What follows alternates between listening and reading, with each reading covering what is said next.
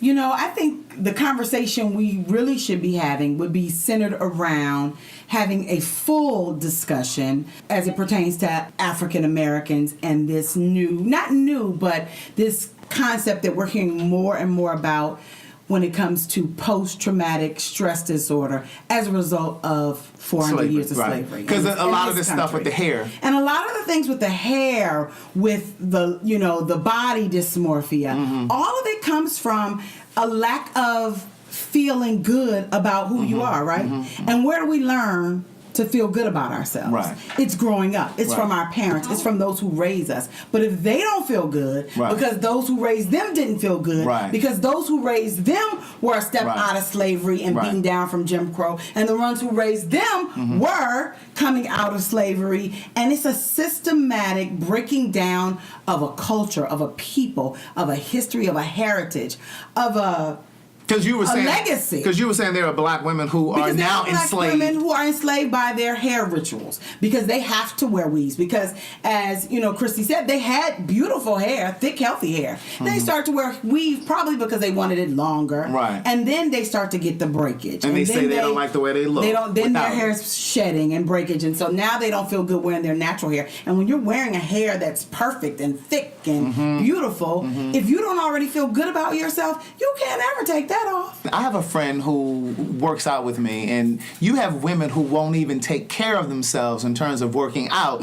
because they're so concerned about their hair. They don't want to sweat their hair out. Sweat their hair out. Right. This is very personal work for me. Politics. I believe I was called to tell my story, use my voice, be a voice for the community, to speak to and for a community of people that's been ignored, denied, overlooked. Religion. This is my life's work. Religion. I want to use words to uplift, heal, inspire, encourage. Do something different. Every Monday at 10. This podcast was brought to you by Luki Maruma Hoko. Christy, how long have you been doing hair? I've been in the business over 20 years. Okay. And you're originally from Mississippi? I'm originally from M.I. Cricket letter I. Oh, girl. Right. And Tara, how long have you been locking? How long have you been wearing your hair natural?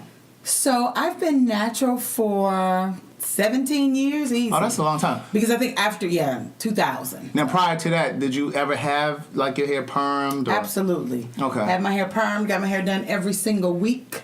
Did the salon thing where you go in the salon every Friday night or Saturday morning and you spend time with your good girlfriends because you're in there all day long. Yes. All day. No. Started in college, really, where it became the ritual. Right. Yeah. So did you ever wear weave as well?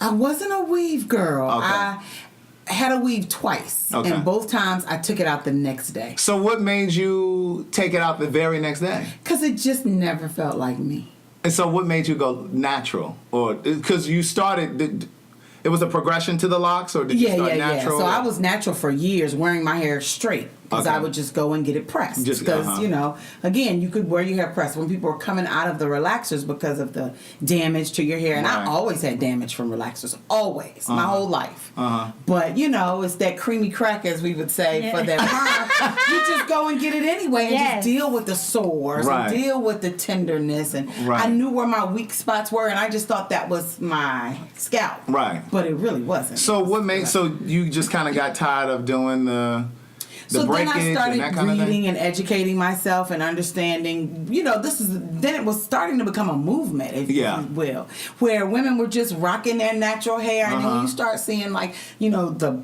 celebrity black women, power to the afros or the twist or the locks and the little styles. And I'm like, okay, I'm going to stop getting it pressed. Was it difficult at first for you to do it? It was because corporate America. I work in corporate America, so you always think, what they gonna say when I come up in here? But at the end of the day, I didn't care that much. I just always would anticipate what people would say, but it never stopped me from making my decision. So I cut all my hair off in 2010. You cut it off? Short natural. Okay. Yeah, very short Well, no, it was after that. I started locking in. What year is this? This is 2017. Oh, yeah, I started in 2012. Okay. So, yeah, 2010, I did the big chop. Right. And I was just like, I'm not going to hold on to any of these straight edges from pressing. Right. Because I had been natural, but I wore a very short afro and went in full speed, knowing that within a year or two, I would start locking. So here's the question. Since you do hair, Christy, of 20 years. Yes, over 20. We always talk about white folks appropriating black culture. That's right. And when we talk about appropriation, I think about how they steal our music. Whether you're talking about hip hop and you're talking about Macklemore and Iggy Azalea winning Grammys and black folks not even being in the category, or you're talking about white women or white men locking their hair or cornrowing their hair, box braids. White women wearing door knocker earrings, things that women of color have been doing for years. Even when you talk about gentrifying our culture in terms of how we dress and how we move and how we speak, is it cultural appropriation when a black woman wears blonde hair or wears weave or straightens her hair? And the room goes quiet. Okay, no. the room goes quiet.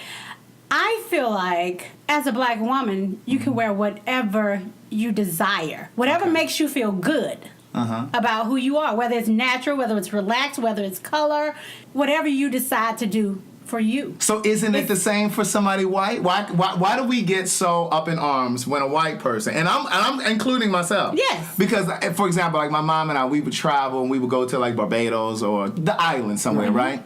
Aruba. And you always have those, if you've been out of the country, you know there's always a section in the downtown market where it's some Asian women, they're braiding these little white girls' hair. And and my mother would be like, oh, that just makes me sick. We can't have nothing of our own. Like, it would eat her alive. Yeah. So if we can have that expression, if you're saying that black women should be able to have the luxury of pressing their hair, perming their hair, or wearing blonde hair or weave, why can't they do it? Why can't they do it without us getting all up in arms about it? I think the problem is we've been braiding our hair, doing all these things for so long. They haven't done it. All of a sudden, they've started to do it because I think they like it. The women like it, but I don't think culturally it's accepted. It's accepted. Exactly, because what I think also, Craig, you have to think about during all of the years when we were all growing up, little black nappy-headed little girls, braids,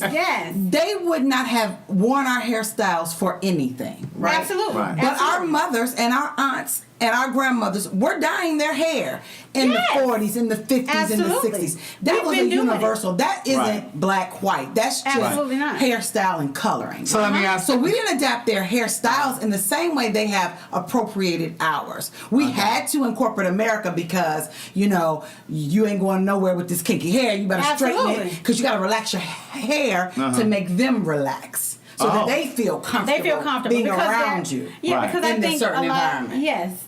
Other cultures, I think they're kind of intimidated by us with certain hairstyles and. When you're saying when we wear natural. When we wear natural hair, even sometimes when we wear the extensions, right? Because we're gonna have color, we're gonna have the extra bounce. I mean, we just.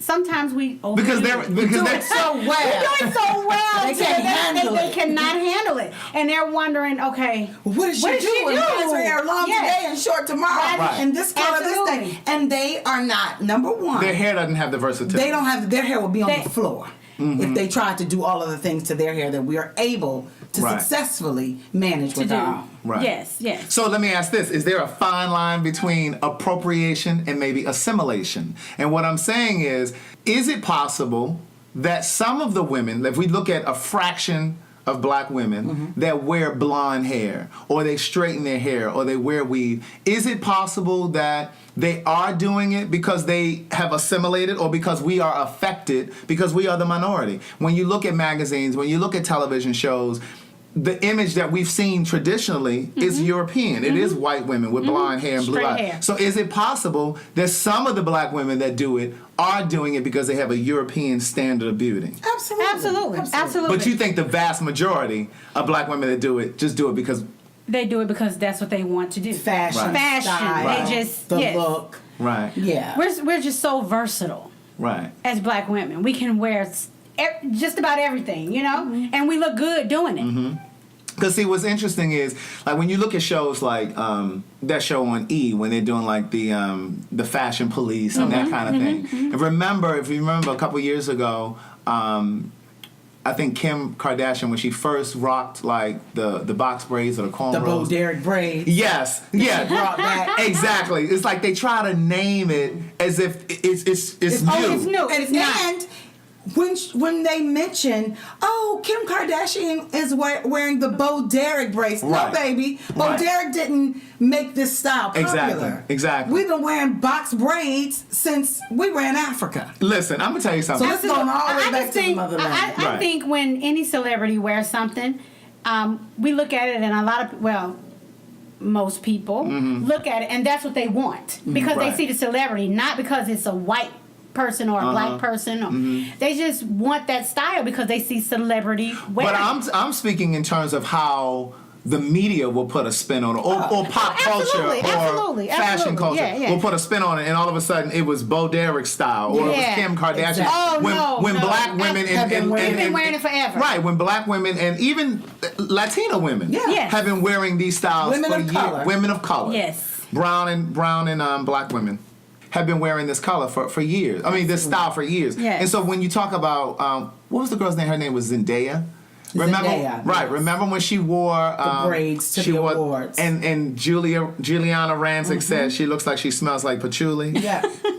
And that was, and here's the thing. We live in a culture where we are culturally conditioned to believe that black is inferior, less than, maybe not even right, and that whatever the mainstream culture sells to us is what the dominant culture sells us and what we should buy into. And so they don't have a problem of saying things like this without a second hit. Like she did not even flinch when she said that. Yeah. She said it because she meant it and it was a joke and they think it's funny because to her you're wearing braids, you're sitting back a Rastafari, smoking the ganja with the sandalwood and patchouli. Right. And one thing I really appreciated what this little young black girl did was that she stood firm. She did. And she clapped back. She brought in masses of people who were conscious to say something and bring that up and like, okay, so what did you mean by that? Right, what did you really mean? Right. Because at the end of the day, the hair that grows out of most of our scalp is curly, coily, and kinky. And that we manipulated into styles that are becoming of us, that are bedazzled and bejeweled and braids. And that's what it's just natural for us. That's what a lot of different cultures wish they had. Yeah. They wish they had the versatility that we have. And so there was a news story that I saw on social media, and it was about a young black girl. She's in college. I don't know what year she's in, but I think she's just starting out.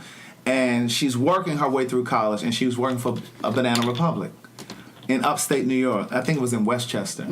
They basically told her, she had box braids, and the manager, a white guy in his 30s, came to her and said, listen, the store manager or the district manager or somebody came in and said he didn't like the way that you don't really fit into our clean image that we're looking for, that clean cut image. And so we were just wondering if you could just like take those out. And she went on to explain, well, listen, a lot of black women wear their hair like this to protect it from the weather and the elements. Style. It's a protective style. And, it allows you to keep your style and maintain it, maintain that style for a period of time without having to do your hair every day. Yes. And so he said, yeah, okay, but still, could you just go ahead and take it out? And she said, well, no, I'm not going to take them out. She said, but I was considering leaving this job anyway. He said, okay, well, you can quit today. Oh, wow. He told her you could quit today. Well, she didn't already call. She posted something about her on social media. It went viral. That's right. The news picked it up, and now she and her family are considering a lawsuit. I hope they sue them. Absolutely. And Banana Republic has issued a statement saying that it is not their intention. Right. The same obligatory. The same thing that they say all the time. Because they want their employees and their customers to feel equal. And but that's not what you did. Absolutely. You know what I mean? So it's just really interesting to see people try to wiggle out of it. So in terms of I know we were talking about black hair, but I want to move to nose jobs. Cosmetic surgery is becoming really popular now in the black community. I think nose jobs were kind of like the intro to it. But now you see women getting butt lifts. What do you think? Well, now it's like a rite of passage for 16-year-old girls to get boob jobs. Yes. I mean, I work with women who are like, their daughters are already asking. And again, that's still, everybody's looking at celebrities, their bodies. They all have, get surgeries, and they want to look like a celebrity. It's just Do you think there's the mainstream. this a pressure on women or young girls to have the curve, that kind of a curve, even if it looks unnatural? Absolutely. And we don't have to speak about any particular singers or rappers because we know who they are or personalities. But like, do you think there's like this pressure for people to do that? Because my thing is, what is that telling black women, that you're not enough, or women period? Women period. Women period, that you're not enough and that you need to do this to your body, because it really doesn't even look natural. No, it doesn't. a lot of it doesn't look good. natural. Yeah. And my thing is, what happens over time? Like when you've had that for 10 years, or you know what I mean? Like, and as you get older, your body is not as strong. You know what I mean? Like sometimes when a woman changes. Yeah, like especially like a woman has larger breasts, when she gets to become a senior, sometimes it becomes problematic for your back. Yeah, because your posture changes as you get older. So I'm just curious to know, like, what is that going to be like for like a Kim K or somebody when they're carrying around that kind of a... Well, for Kim K, she'll start to dial it back as she gets older because she has the money and the means to do it. What we're gonna see it is when these women that are out now, that are in their 20s, they're pop culture or celebrities, and as they age and they fall off and their careers ain't hitting it, or the girl around the block, they're just not able to afford, or all the strippers, and the women who get these bodies, or the ones that go get the bodies to attract the athletes or whatever, and it doesn't work. So you'll start to see them in the next 20 or 30 years when that surgery goes bad. I mean, there was a story on Iyanla, Fix My Life, for a woman who had started to do the body dysmorphia. I saw that. Because she ultimately, in the beginning, it was just she clearly had issues with her look, and she tried all of these, backdoor procedures. Yeah, she had like commercial. Yeah, she had like cement cork in and her, stuff in her body. Yeah, I mean, it was just crazy. But here, her body is falling. She says she is in pain 24 hours a day. Right, it hurts to just sit down. Right, what she has done to her body. So we're already seeing the effects, and every story that comes out to me is a warning. When you hear of some celebrity, even or these, sort of social media personalities that have these surgeries that go wrong because they flew to Brazil or they went to the woman's house for a surgery party, and they're going wrong, and they're telling their stories, or they're sick, or they're in the hospital, and things are happening. So we already are starting to see the fallout from this. What I hope is that young women get empowered by messages that we're seeing that combat that, the whole black girl magic. I hope that spreads like wildfire, and they realize that they are enough and they don't need to. And it really does seem to be a movement to embrace natural hair. I mean, even though you do see like a great number of women that still wear weaves, I think that a woman should be able to wear hair any way that she wants.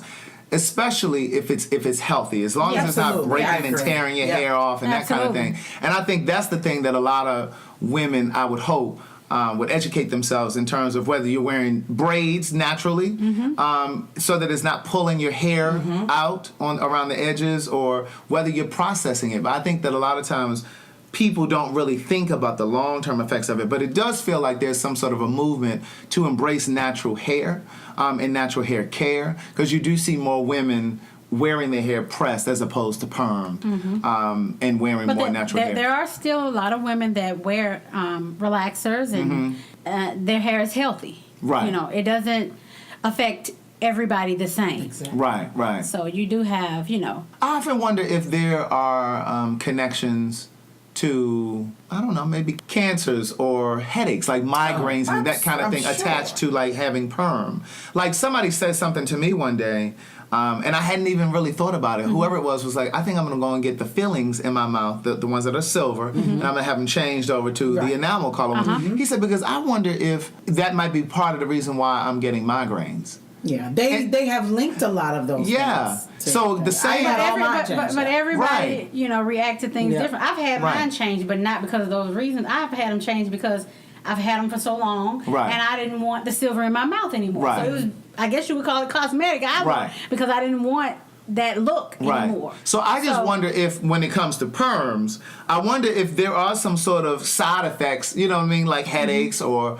I don't know, some sort of a cancer or whatever, brain cancer. I've heard a lot. Like when I was going natural, and especially when I started to lock, because it was something I just knew nothing about. I don't come from a family with, I have girlfriends and they're locked, their mom's locked, the sister's locked, and so they had a lot of support. If your mother had locks in the 70s, you know what to do. But I never had any of that. So thankfully YouTube became my best friend because they show you everything.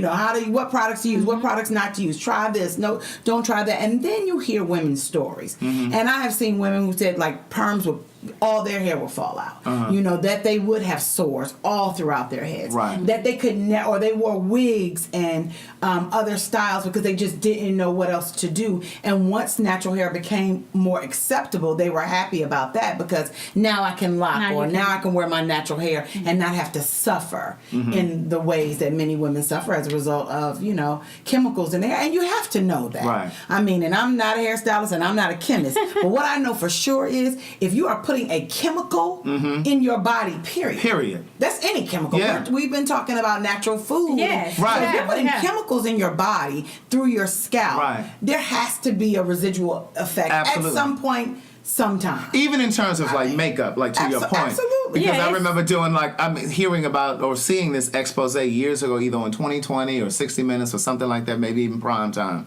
And they were showing like these women or these bootleggers, if you will, out of New York, Delancey Street, selling bootleg MAC makeup. MAC cosmetic, and it had excessive amounts of lead in it. Right. It was black market, so it wasn't the real thing. It hadn't passed the FDA's approval and that kind of thing. So they were linking it to a rash of women that were getting different types of cancers because they were applying this makeup on their face, but it was still resulting into some sort of a cancer. So, Christy, since you are the hair aficionado here, what type of measures should women take? Let's start with processed hair or permed hair. Like how often should relaxed hair? Yeah, relaxed hair. So how often should a person? What's too frequently?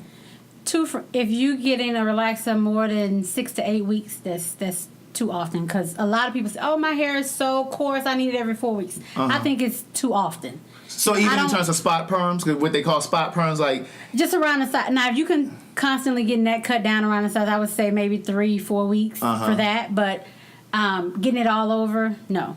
That's when you come. That's when breakage and different things begin to happen, especially if you want to wear relaxer and color. Right. So is there a time frame between when you perm it and when you process perm it and color it? Relax it and color. We relax. What's the difference? Well, educate me. What's the difference? Because I grew up knowing permanent. Yes, she wants a permanent. Perm is short for permanent. Yes. A perm is where you get your hair processed straight and then you curl it with the curly perm, curly rods. Yes, with the rods. So that's a perm. Most Caucasian women get perm. That's because when they get their hair perm, it's curly. It's curly. When we get our hair relaxed, it's straight. So when you talk about black hair, it's perm. It's relaxed. It's relaxed. Even though we interchanged the word. Even though we interchanged we were the saying word. Perm, but they wear the perm. They wear the perm. Because perm is curly. Okay. So the correct word is relaxed. Is relaxed. Okay. Is relaxer. Yes. So how much time between the two? Relaxing. Well, they have products now on the market where a lot of stylists do it the same day. The same day. Okay. Absolutely. Personally, I don't do it the same day because I just choose not to. Okay. I want to keep my clients' hair healthy, shiny, bouncy. I want to keep all the integrity. I want to keep the integrity of the hair. And so in terms of treating the hair, is there certain things that a person should do when they're not at the salon, like in terms of like hot oil treatments or like conditioning, or do you recommend shampooing, or should they just do what they call a co-wash? No, I recommend, it just depends. Some people come to the salon once a month because they know how to shampoo and, keep the hair nice and shiny at home. They just come for that maintenance. Some people come every 2 weeks. Some people come every week because they don't know how to do their hair at all. Right. So it just depends on, the individual. Right. So in terms of like dressing the hair, like would you recommend, is it harmful to use like sprays and things like that because it has alcohol, or what? I don't recommend a whole lot of sprays, oils, any of that because your body secretes its own natural oil, so it's your hair is definitely gonna get oily over a period of time. So when you style hair, you don't put anything on it? When I style, depending on whether it's short or long. Shorter hair, most of the time I put a little bit more oil. Long hair, I don't put oil. Most of the time, none at all, if any, on longer hair, because you want to keep the bounce. You want to keep the style. So the oil holds the hair down. It holds it down. And it prevents it from bouncing. Absolutely. Depending on how short it is, you may use a little bit more oil than you would use on hair with a little bit more length to it. In terms of wigs, women who wear wigs, and let's just say some women wear their wigs every day. Is that bad for the hair that's underneath, or?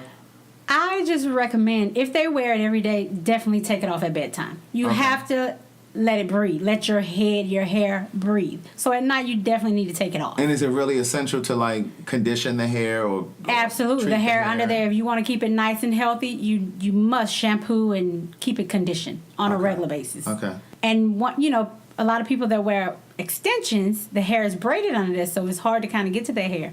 So I recommend that people don't wear it like that over a month and a half, because the hair begins to smell. It begins to have a whole lot of buildup when they're getting sew-ins. Oh, sew-ins. Okay, so the braids for a weave. Okay. And in terms of like braids, because you can't take that hair off. Your hair is sewn down. Right. I mean, your hair is braided. Then the hair is sewn on top of that. Okay. So of course you're not cleansing it as well. Right. Yeah. So you're saying you shouldn't wear it like that longer than. Yeah, I definitely would, because it smells. I definitely wouldn't wear it longer than a month and a half. Okay. But most people wear it much longer than that, because once it's sewn pricey. Right. So once it's sewn in, there's no way to kind of refresh your scalp, or. Well, you can. Why are you laughing? The thing about it is, not really. You're not going to be able to. There are products out there where you can, Because like with you, Tara, like you have locks. So like even if you weren't going in for retwisting or anything like that, you could get to your scalp and do whatever. Absolutely. You know what I'm saying? Even if you weren't gonna wash your own hair, but you could still, because there are things that you can get. It's hard. But with the sewing, yeah, because it's braided down. Then they've got the cap on top, and then they braid it on. Yes, it's a lot going on. It's a whole lot going on. So a lot of times, a lot of these young girls that cannot afford to go into the salon as much, they wear it so long, the hair smells. So of course they're smelling at night, and then they get damaged because. Yes. I always say, because it gets damaged because the hair that's braided under there, you have the extensions on top of it. You're constantly combing, pulling, tugging. Right. So it's pulling and tugging on that braid. Right. Where your natural hair is, and hair is very, it's fragile. Yeah, and I always say, as much as these young girls don't get it, that having different types of weaves and sew-ins is expensive. Right. It's expensive because you pay for hair. You want to get a nice hair that you're going to add. Right. You're going to pay someone to put it in. But if you're going to wear it for a year, that's maintenance, right? Right. So every 4 weeks, you need to have that taken down. Right. Yes. You need to get your hair treated to do that. Yeah, and put it back. And they will wear it for 8 months straight. Right. Yes. Yes. And all their hair about to fall out when they take it out. They think the weave broke my hair out. No, the weave didn't break your hair out. I've had women come in to get their hair. They have natural hair. Come in to get the weave taken out, to get their natural hair pressed out.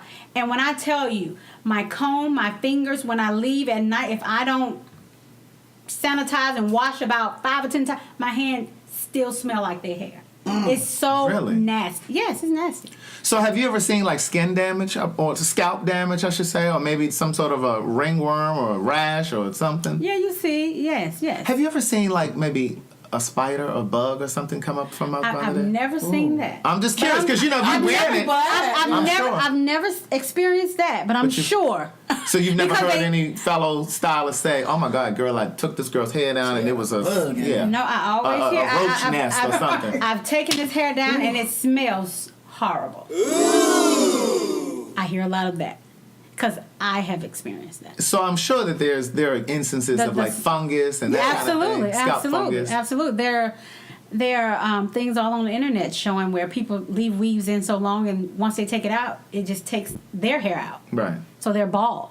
What are some of the things that you do to your natural hair, Tara, that you absolutely love? Like, are there any specific type of products? Perhaps there may be women that are listening that are considering going natural. Like, are there any ideas or things or steps that you may So I think I learned the hard way because I've probably done everything to my hair for the most part over the years that you can do, and I've learned less is more. I keep it clean. I and for locks, that from what I know, moisturizing is very important. Yeah. So I keep my locks clean and I keep them moisturized. And moisturizing, which a lot of women, especially with natural hair, don't get, it's not oils and lotions and creams, it's water. Water moisturizes the hair. And so I keep a spray bottle with a little bit of oil in it, coconut, olive, whatever. Right. And the type of oil depends on the person because some oils work better than others. Right. But spray my hair, spray my scalp, spray the hair and the ends, keep it moisturized. But you have oil in that bottle of water. I keep a little oil. I keep oil, but water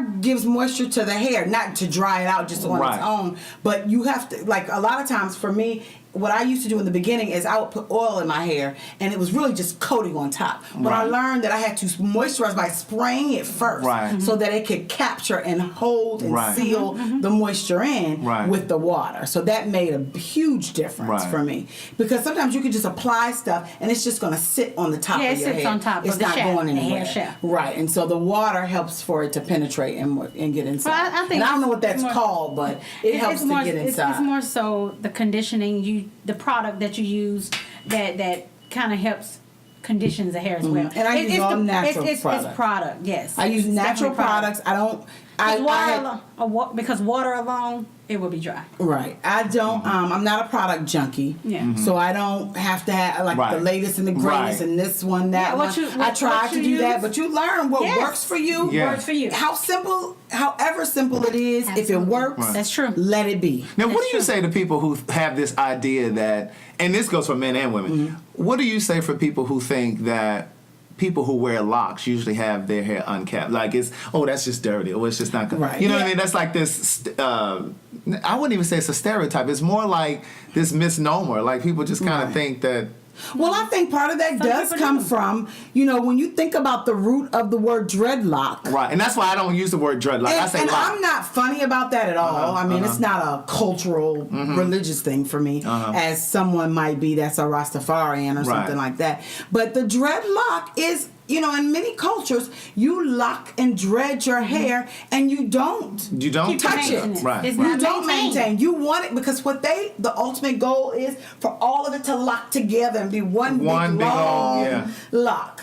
That's not what I'm doing here. For me, it is a hairstyle. It's a style that I choose because I really love to wear braids. Braids was something that I enjoyed. I love my little Senegalese twist and the micro braids, but they can be taxing on the hair. And I was one that I will fight you if you made them too tight around the edges. Like, unloose, that's too tight. Yes. And a lot of, that people who braid break. hair, a lot of the shops, they want you to leave looking a certain way. Absolutely. And so if it's tight and it's perfectly, all done, to them when they take the picture, now it looks good. When you're no, they're gonna fall out, you're gonna slip, you're gonna lose one. I'm like, I'd rather that the braids slip from my roots than my edges pop off. Absolutely. Because it's braided too tight. So for me, a lot of it was just, this is something that a style that I enjoyed wearing. And when the locks became popular and I saw how women were having them styled, and I watched how their hair was healthy and it was growing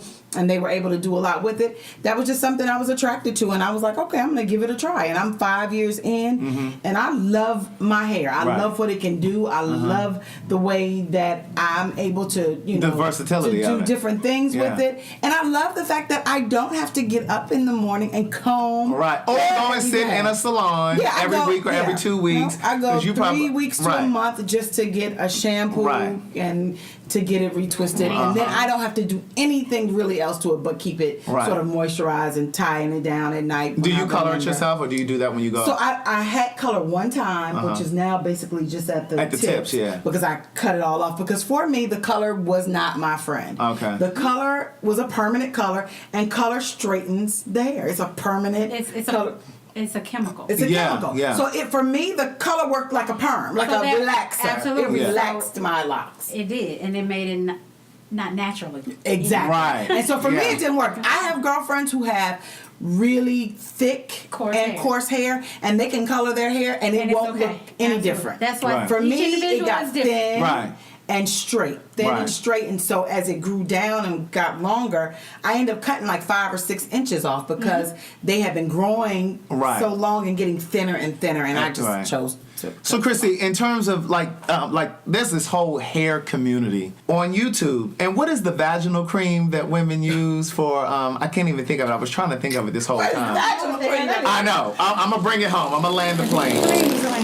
What's the vaginal cream when you have a yeast infection? Vagisil, I think. That's all. It's another one. That's the only one I can think of. When you have a yeast infection. Monostat. Oh, okay. Isn't that what that's for? Yeah, it's for yeast infection. Okay. I know this. Okay. I'm like, what the How y'all doing? okay. Okay, so like there's a whole hair community on YouTube. Like if you type in hair, That's right. And Monostat, are you familiar with it? I've not typed in hair Monostat, but hair, the YouTube community helped me a lot. Right, But they so- can also Mess you up. They can. listen here now. Right. Don't take certain advice Exactly. from someone who's just And sitting again, in their living room. Right, and going playing back with to hair what all you day. were saying, Christy, like each person is, well, you both have said, each person is different. You got to know what works for you. There's a whole hair community on YouTube. If you type in Monostat 7 and hair. And basically, you know, like when sometimes women have breakage around the edges or around, and it doesn't have to be women because there's men on there too. I've looked. You know how men have thinning on the top or in the crown, or you know, women have it in the back or the sides. Well, if you apply this Monostat 7, Monostat 7, it will regenerate your hair. There's an ingredient. Don't try it at home. There's an ingredient. There's a whole community. I mean, it's like men and women doing tutorials on here and showing you their befores and afters. Yes, they show you what they look like a weekend, 2 weeks, 3 weeks, 4 weeks, 6 weeks, 3 months. You know, you just look in there and but they don't all just put it on directly, right? Some of them, they take it, they squeeze it. They'll show you all of this on there. They squeeze it all out into a container.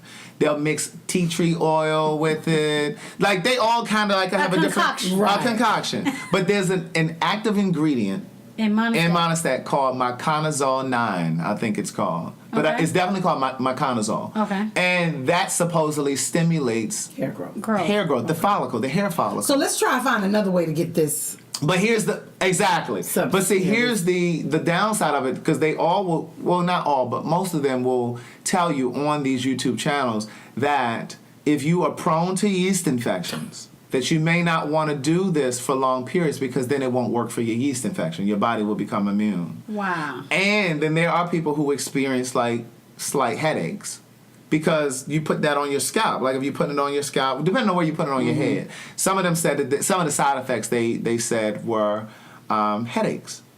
So I was just curious to know if you had ever heard of that. I've never heard of it. I have not gone to that community on. Right.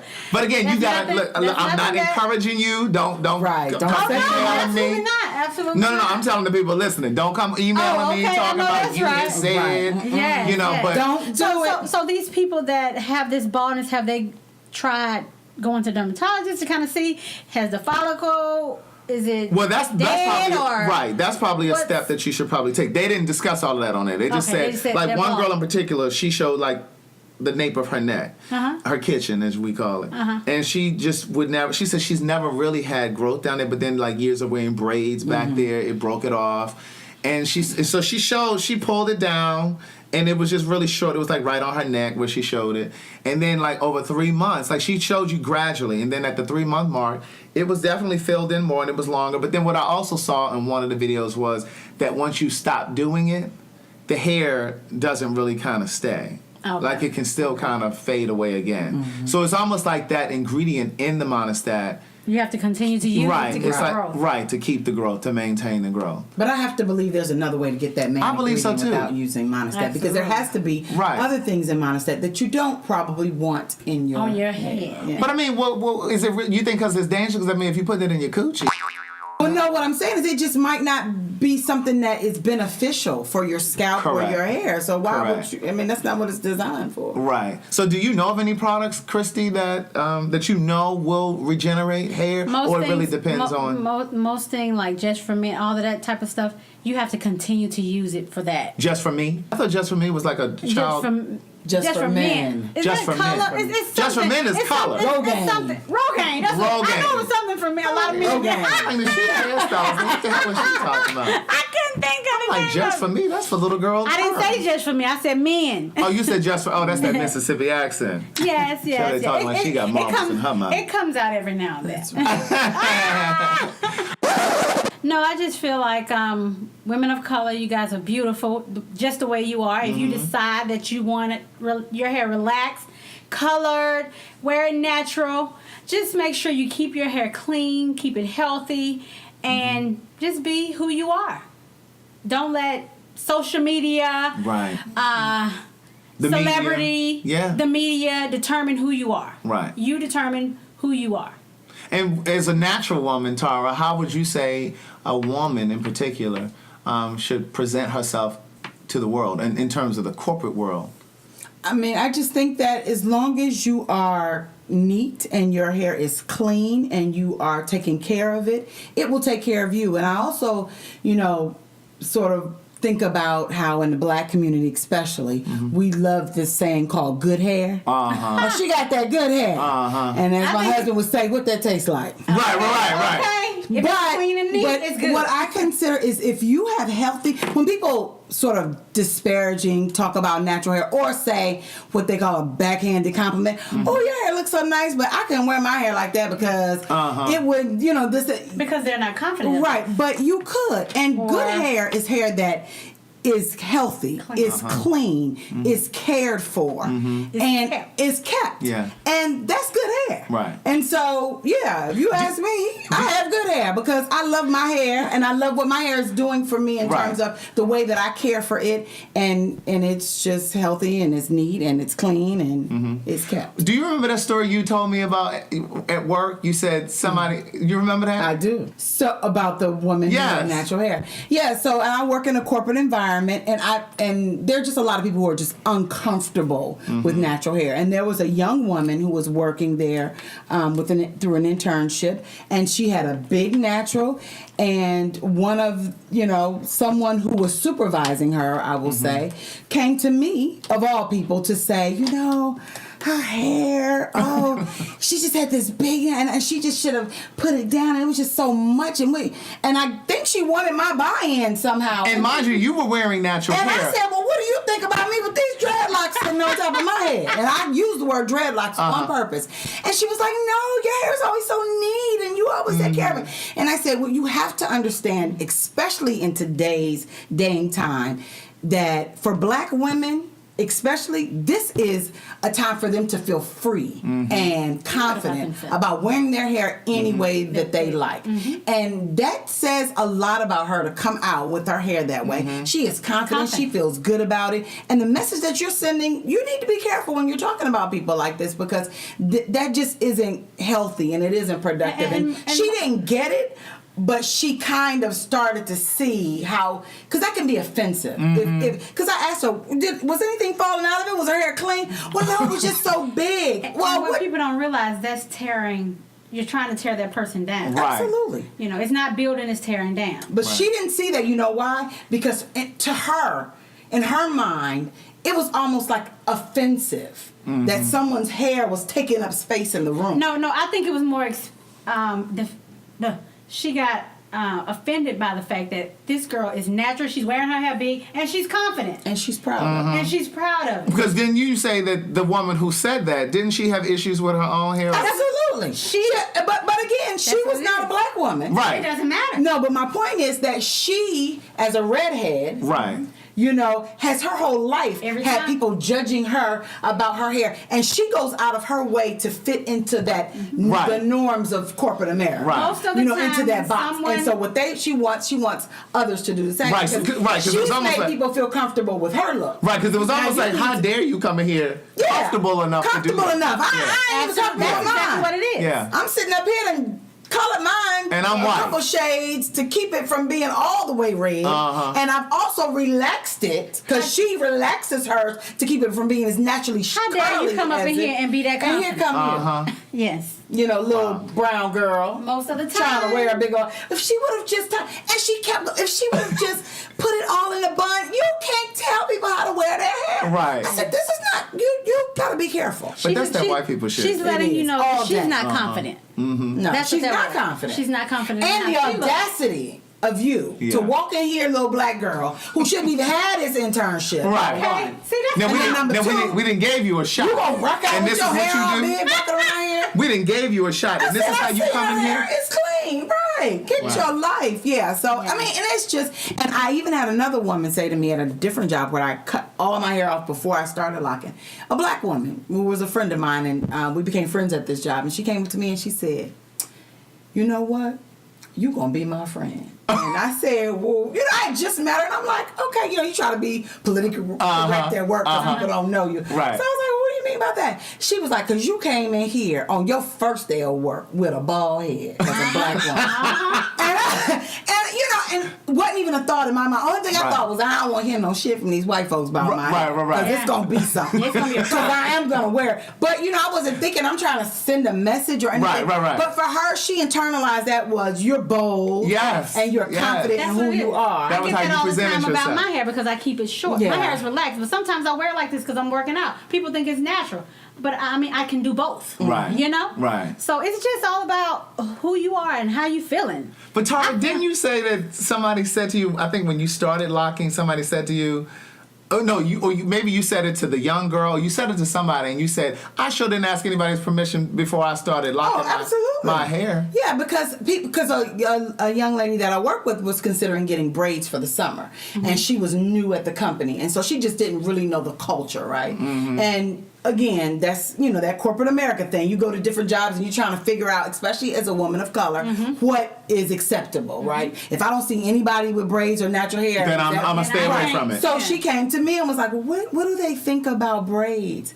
Because I was thinking about getting braids for somebody. I said, it's your hair. You do whatever you want with it. I didn't ask nobody's permission before I went and locked up this hair. So if they come at me with a problem, then, I mean, and at the end of the day, let's get real. Like, there is a thing called discrimination. Absolutely. And there are, you know, laws that protect you. Which goes to the point I was saying earlier about the young girl at Banana Absolutely. Republic. You can wear your hair how you As feel. long as As it's long as clean. something isn't climbing out of it, Right. crawling down your shoulders. Right. Onto the desk in a meeting. You know, Right. you can wear your hair however you feel. But we have been, again, culturally conditioned to Yes. believe That that you we have to wear it a need to certain be way. accepted by wearing our hair straight Yes. and being acceptable and towing that sort of line so that we make them feel comfortable. And some even believe that they have, some women even believe that they have to wear it that way, whether it's weaved or pressed, for the sake of a man. There was a football yeah. player that they wanted, somebody that they wanted them to cut their hair, a football player. Well, that's They what wanted that him old. to cut his hair off. Well, that's what because that old. it wasn't. Well, that's what that old coon Mike Vick said about Kaepernick. Right. Talking Yeah, about, yeah. well, maybe he should Well, just maybe cut he his should hair. just cut his Meanwhile, hair. them white folks had him shucking and jiving about, what, 10 years ago with them dogs? Exactly. So now you done So fell they in locked line. your whole ass Right. up and Right. put you away. And then prevented you from creating generational Exactly. wealth. But That's you're what that gonna was sit about. up there and side with that. Right. You But should've just sat again, your ass down and said that's nothing. prison of Yeah. the mind. Because It he might is. be free on the street, but he's still in prison. Absolutely. In his way of Absolutely. thinking. So, I mean, yeah. So this, I mean, it's all over about this hair thing, right?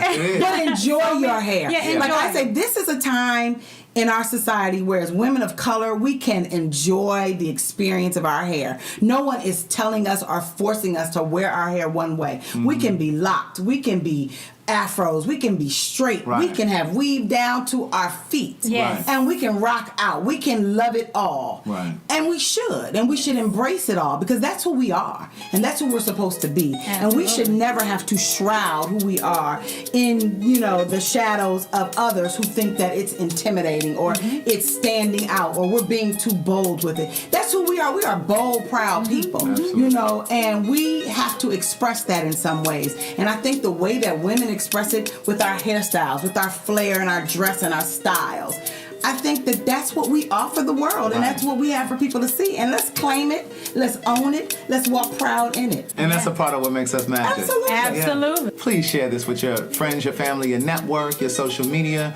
Ladies, share this with the men in your life. Share it with your friends, your family. Please subscribe to this podcast. It's available on SoundCloud, Spotify, iTunes, TuneIn, Stitcher, wherever you can listen to a podcast. And if you're listening to this podcast, my brand new book is now available, and it is called So Much to Say, a book of quotes. Visit my website. It's www.craigthewriterstewart.com. Keep listening. Don't forget to subscribe. Be safe. Keep loving yourself.